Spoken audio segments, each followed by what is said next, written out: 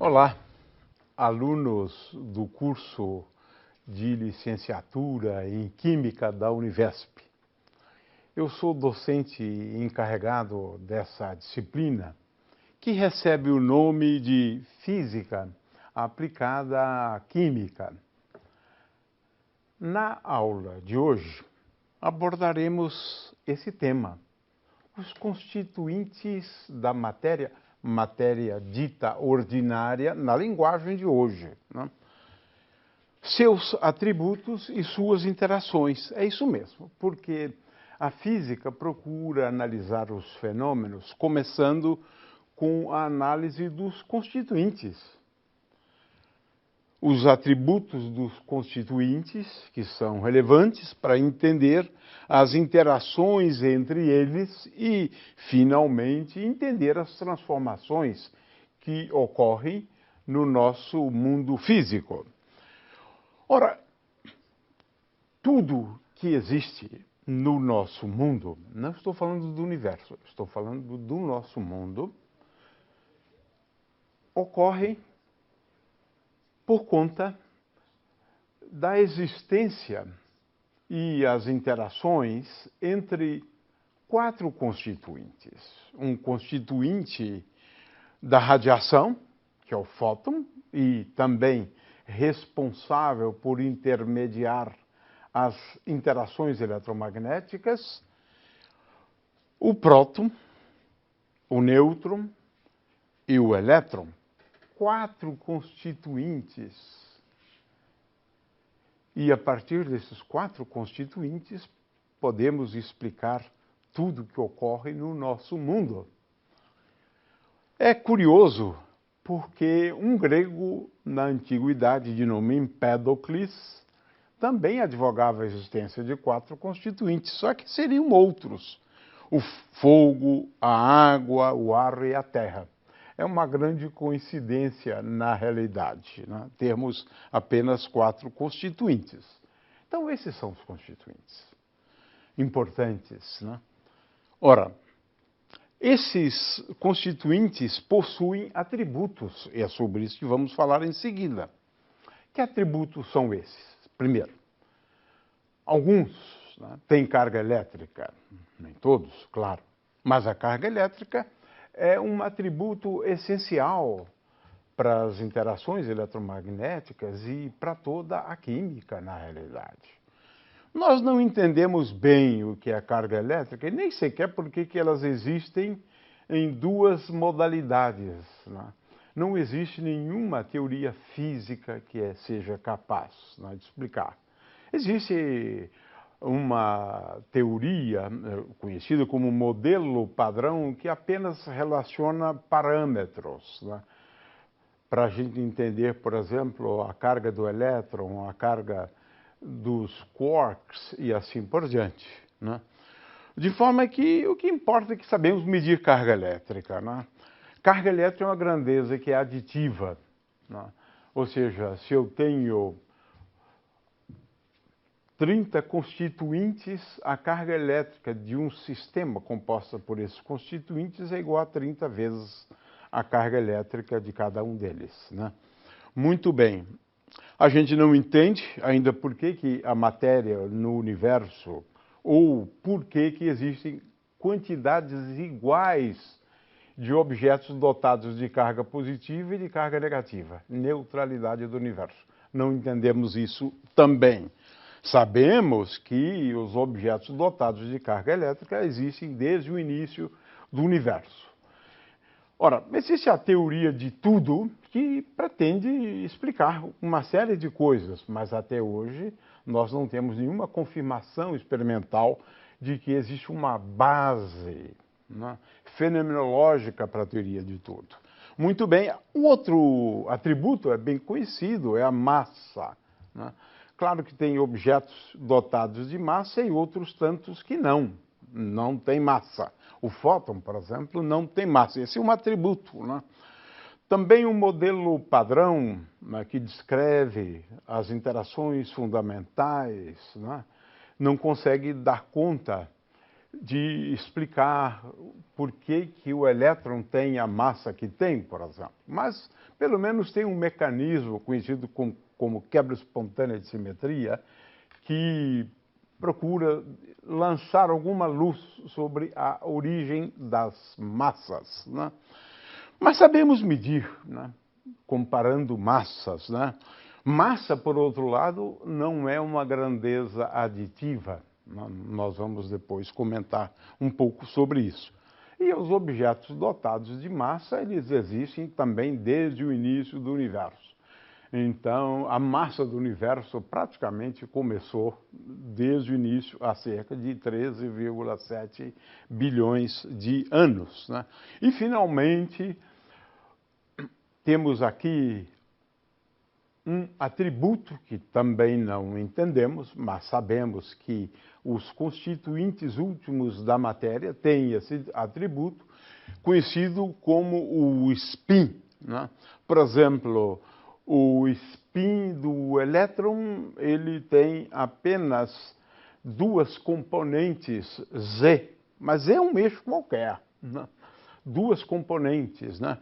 Mais e menos meio de H cortado, mas em geral a regra é esta aqui: S ao quadrado igual a S vezes S mais 1 vezes H cortado ao quadrado, e SZ igual a M vezes H cortado, onde M vai variar de S até menos S. S é um número inteiro ou um número semi-inteiro, e S é conhecido como o número quântico de spin.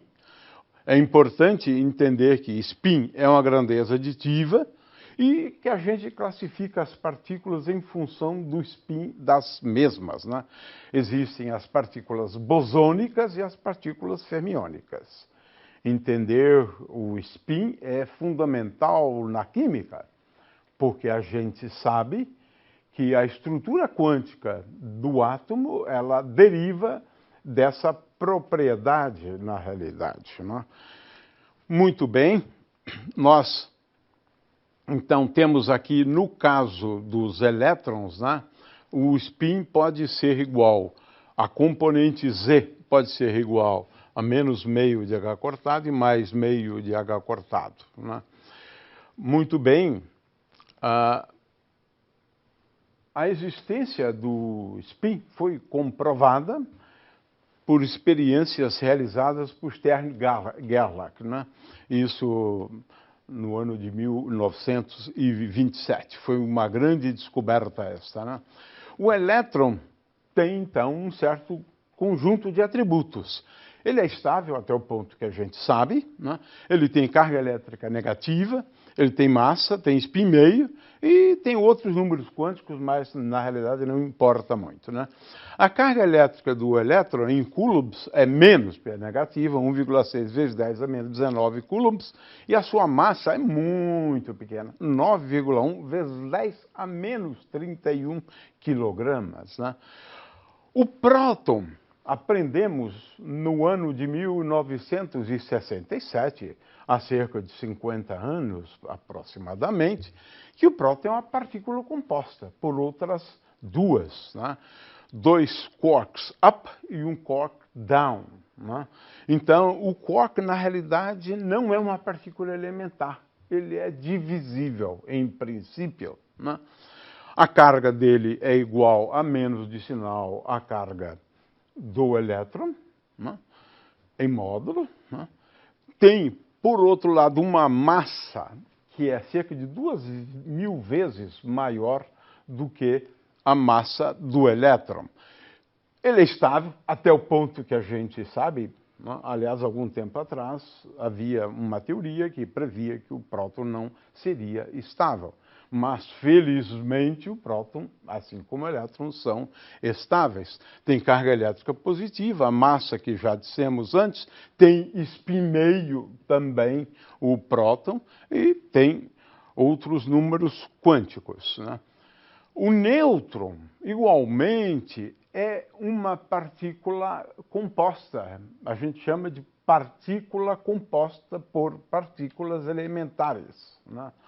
No caso, são as mesmas partículas up e down, Mas aqui nós temos 2 downs e apenas um up. Tem uma massa ligeiramente maior. Também a gente não entende muito bem essa diferença de massa, mas tem uma massa ligeiramente maior do que a massa do próton. De qualquer maneira, cerca de 2.000 vezes a massa do elétron. Ele é instável. A metade dos nêutrons pode desaparecer em cerca de 15 minutos. Né? O fato é que ele é instável, é diferente do próton e do elétron. Se ele for deixado livre, ele vai decair. Né? Demora algum tempo, mas ele desaparece. Né? Tem carga elétrica nula, tem massa, tem espineio, né? Outros números quânticos também que não vale a pena a gente mencionar. Né? O fato é que o elétron é o agente importante do ponto de vista das interações eletromagnéticas. Né? Muito bem, o fóton ele é estável, tem carga elétrica nula, massa nula, mas o fóton tem spin 1. A gente tem várias evidências para isso, e aqui é uma espécie de brincadeira. Né? O fóton não tem massa. Né? É claro que a gente nunca vai poder prender o fóton desse jeito para aula. É apenas uma ilustração, né? Para indicar que o fóton tem massa nula. Os fótons são umas partículas trocadas, né, nas interações eletromagnéticas. Sempre que houver uma interação eletromagnética, ela se dá mediante a troca de fótons. Por exemplo, um elétron colidindo com outro elétron, os elétrons interagem entre si mediante a troca de fótons. Então, fóton é uma partícula importante não só porque eles são os constituintes da luz, das ondas eletromagnéticas, mas também porque são as partículas intermediárias das interações eletromagnéticas. Né? Nas reações químicas, a gente costuma colocar aqui uma reação e no final a gente coloca mais energia. Ora, o que é esse mais energia? Sempre que aparece numa reação química mais energia, significa mais fótons, porque é isso que é gerado nas reações químicas. Né? Muito bem. Então vamos agora às interações entre os constituintes. Né? São só 4 interações entre os constituintes. Né? Aqui interessa para a gente apenas as interações eletromagnéticas, porque a química, a rigor, só lida com as interações eletromagnéticas. Né? A matéria, por exemplo, né? Ela é uma forma de organizar os constituintes, né? Produzindo arranjos, por exemplo, regulares de átomos, mas graças às interações eletromagnéticas. Né? Ora,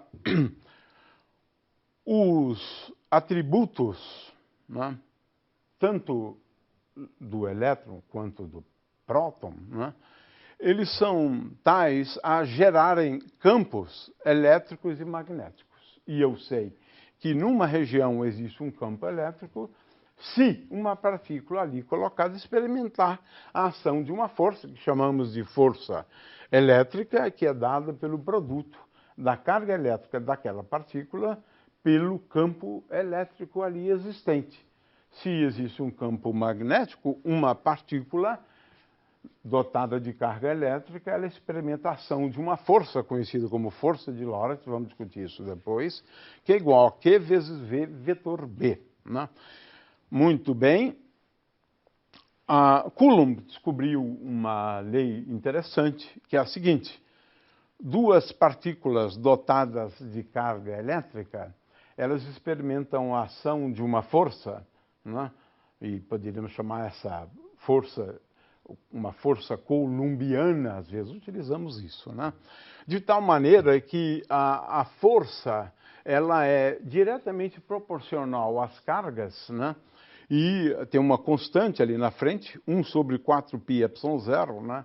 Estamos aqui utilizando o Sistema Internacional de Medidas, né, no qual 1 sobre 4 πy0 é igual a 9 vezes 10 a 9 newtons, né, e aqui a massa é dividido pela unidade de carga elétrica, que é o Coulomb. O fato é que Coulomb descobriu essa lei, né, mediante a qual o módulo é dado pelo produto das cargas elétricas e ela também varia com o inverso da distância entre as cargas. Esse d aqui ao quadrado é o inverso da distância ao quadrado, né? Muito bem. O fato é que essa força tem a característica de ter a direção que liga, ou de uma reta que liga as duas cargas, né? E ela tem uma natureza repulsiva se as cargas forem de mesmo sinal e atrativa se as cargas forem de sinal oposto. Essa constante aqui, às vezes a gente indica como sendo K, aqui está mais fácil da gente entender, Newton vezes metro ao quadrado dividido por Coulomb ao quadrado. Muito bem. Aqui eu tenho uma pequena experiência, né, para ilustrar o processo de eletrização, né, e como um objeto eletrizado exerce forças elétricas. Para este experimento utilizaremos um gerador Van der Graaf e uma pequena esfera condutora com um cabo isolante. Este tipo de gerador de cargas eletrostáticas foi inventado por Robert Van der Graaf em 1929 nos Estados Unidos e tinha como objetivo produzir cargas estáticas em grande quantidade, a fim de criar potenciais elétricos elevados. As cargas são acumuladas por indução através do contato muito próximo entre um rolete e uma correia isolante na parte inferior do gerador. Estas cargas são recolhidas e espalhadas por toda a superfície da esfera na parte superior. Numa atmosfera seca, a esfera poderá acumular cargas e gerar tensões de até 100.000 volts. Podemos ver estas altas tensões por meio das faíscas que saltam entre a esfera maior e a esfera menor aterrada. Para que salte uma faísca através do ar, são necessários cerca de 10.000 volts por centímetro. Ou seja, se a faísca saltar de uma distância de 10 centímetros, significa que a diferença de potencial entre as esferas superou os 100.000 volts. Porém, apesar dessas elevadas tensões, a corrente elétrica produzida numa descarga é da ordem de milésimos de amperes e de curtíssima duração. A cada faísca, o potencial da esfera maior cai a zero, aumentando gradativamente conforme giramos a manivela. Por causa das baixas correntes produzidas, este gerador não serve nem para acender uma lâmpada incandescente. Porém, ele foi largamente utilizado em experimentos científicos, como um gerador de altas tensões que serviam para acelerar partículas carregadas para desintegrar átomos ou para acelerar elétrons para gerar raios-x. Muitas vezes a gente escreve as forças elétricas em termos de vetores. Se eu tenho aqui na origem do referencial uma carga Q maiúscula, e eu tiver a uma certa distância uma carga Q minúscula, então, sendo R o vetor posição, né, da carga Q minúscula, a força é dada como sendo Q maiúsculo vezes Q minúsculo vezes aquela constante 1 sobre 4 πε0, R dividido por módulo de R ao cubo. Essa é uma forma de escrever a lei de Coulomb de uma maneira melhor do que a anterior, porque ela incorpora o módulo, direção e sentido nesta expressão aqui, né? É claro que a gente pode ter uma situação onde a carga Q maiúscula não esteja na origem. Ela está num ponto cujo vetor posição é R e a outra está num ponto cujo vetor de posição é R'. Nesse caso, a força é dada pelo produto de Q vezes Q, Q maiúsculo vezes Q minúsculo, e agora aqui eu tenho R menos R' dividido por módulo de R menos R' ao cubo. Essa é uma expressão da força. É claro que a gente precisa sempre levar em conta a ação e a reação, ou seja, a lei da ação e da reação.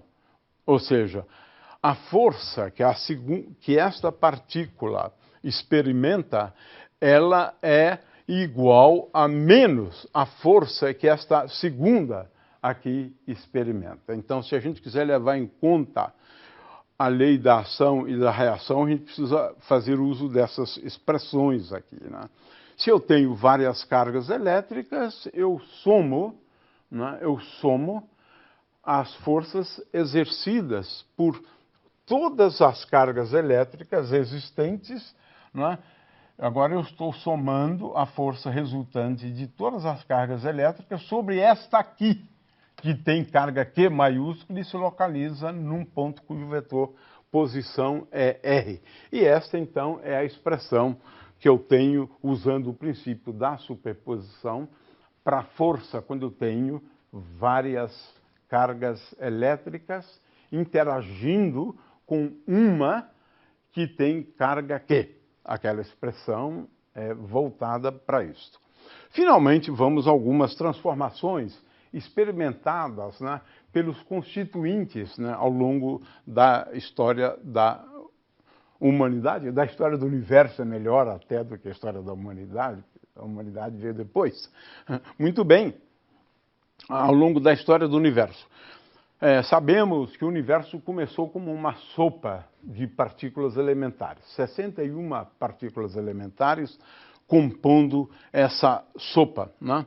Ora, à medida que tem, então, as partículas elementares, né, à medida que o universo evoluía, né, a partir do Big Bang, né, veja que tínhamos todas aquelas partículas compondo o universo, a sopa de partículas elementares, né?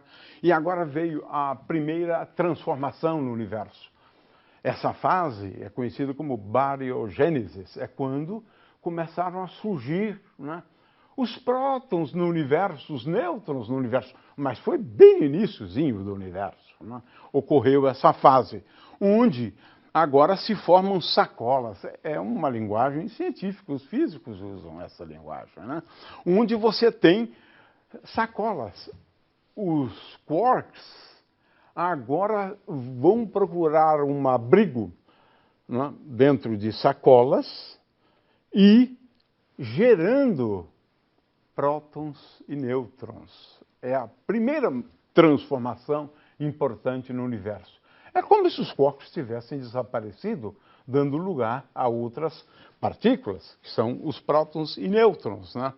Veja, os prótons e nêutrons começam com quantidades iguais. Não há razão para ter no início quantidades diferentes de prótons e nêutrons. Eles começam, mas os nêutrons são instáveis. Veja só, eles começam a decair e, consequentemente, o processo de decaimento do nêutron, ele é descrito pelos físicos das partículas elementares em termos de interações entre os quarks. Aqui está, né? De forma que dois quarks, o D e o U, produzem uma nova partícula, que é o W, e decai. É assim que a gente descreve o decaimento do nêutron, né? De forma que isso provoca o que nós sabemos hoje, né, ser, na realidade, o decaimento beta, a transmutação dos elementos, né, onde eu tenho um nêutron e agora, a partir do nêutron, ele está aqui, ele dá lugar a um próton, né? Veja, ele dá lugar a um próton, mais um antineutrino do elétron e o elétron, né?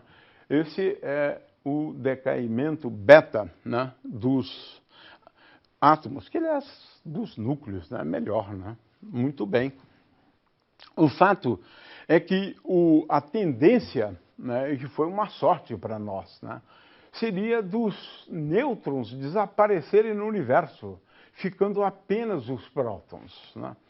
Mas eis que agora começa uma nova fase no universo, na qual você tem a formação de núcleos. Sim, cerca de 3 minutos depois do início do universo, praticamente se encerra essa fase conhecida como nucleossíntese, onde você agora começa a formar os núcleos a partir dos prótons e nêutrons existentes. E essa foi a tábua de salvação para os nêutrons, que de outra forma teriam desaparecido, né? Então, quando eles começam a se juntar, né, formando, por exemplo, o deutério primeiro, né, depois o trítio e depois o núcleo do átomo de hélio, né, então você tem aí uma situação curiosíssima, porque os nêutrons acabam sendo salvos ao se aglutinarem, formando núcleos. Que núcleos? Ah, isso é muito curioso. No início, praticamente, nós tivemos só a formação de núcleos de hélio e de hidrogênio. Predominavam no universo esses dois, né? Veja, então, a tabela periódica no início do universo, 3 minutos depois do universo, é claro que ainda não tínhamos a formação de átomos, apenas de núcleos, né? Átomos foram formados muito tempo depois. Eram só 2 elementos, hélio, né? Hélio 4, né? E hidrogênio. Tabela periódica bastante pobre, na verdade, né? Ora, posteriormente, né, aconteceu desses núcleos, né, darem lugar a núcleos com um número relativamente grande de prótons e nêutrons. Estamos aqui falando, então, dos isótopos, né? Existem cerca de 3.000 isótopos, aproximadamente. Agora, é sempre bom lembrar, né, que a melhor maneira da gente, por exemplo, ver, né, o núcleo de hélio, mas é a forma mais difícil, né, também, né, ou do hidrogênio, na realidade é ver, né, o hidrogênio como sendo composto, o núcleo, né, do hidrogênio como sendo composto por 6 partículas e o do hélio 12 partículas, né? É assim que, a rigor, nós deveríamos descrever os núcleos, porque o próton e o nêutron, a rigor, são partículas compostas. Mas o fato é que a gente conhece hoje um número muito grande, né, de isótopos, né? Veja que, por exemplo, no caso do hidrogênio, né, nós conhecemos hoje 6 isótopos do átomo de hidrogênio. Eles diferem, veja, sempre temos aqui um próton, mas o número de nêutrons é diferente em cada caso. Estamos falando do núcleo, né? O núcleo, ele exibe instabilidades, né? O núcleo não é muito estável, não, especialmente núcleos de elementos mais pesados, né? Em primeiro lugar, ele pode decidir expelir, né, um bloco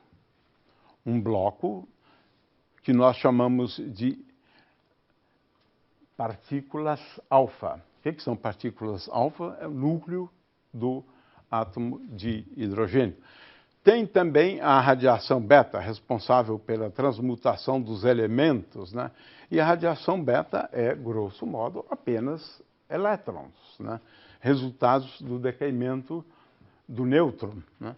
E, finalmente, a radiação gama, porque você tem níveis de energia do núcleo, assim como temos níveis de energia do átomo de hidrogênio, né? E uma transição de um nível mais alto para um nível mais baixo produz-se ali um fóton de alta energia, né? Muito bem.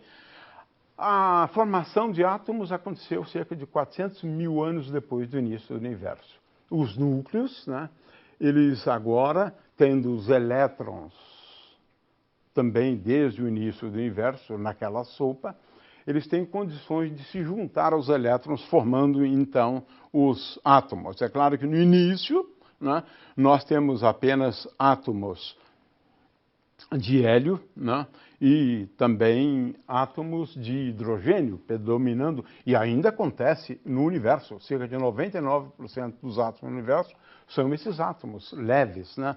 O fato é que, com o passar do tempo, né, em processos físicos acontecendo no interior das estrelas, né, das estrelas pequenas, esses elementos em amarelo, as estrelas grandes, né, esses elementos aqui em verde, né, alguns fabricados pelo homem, aqui em roxo, né, e muitos elementos que são fabricados, é isso mesmo, porque as estrelas são fábricas de elementos, né?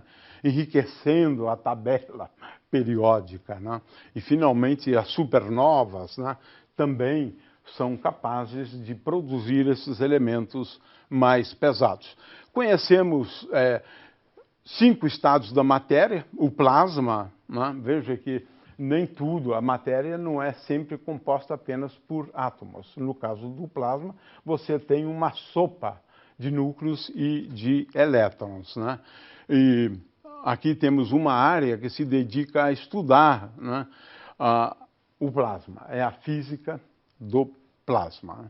Com isso, então, demos uma ideia, ainda que um pouco rápida, né, sobre os constituintes, né, e como eles foram dando lugar a outros objetos ao longo da história do universo.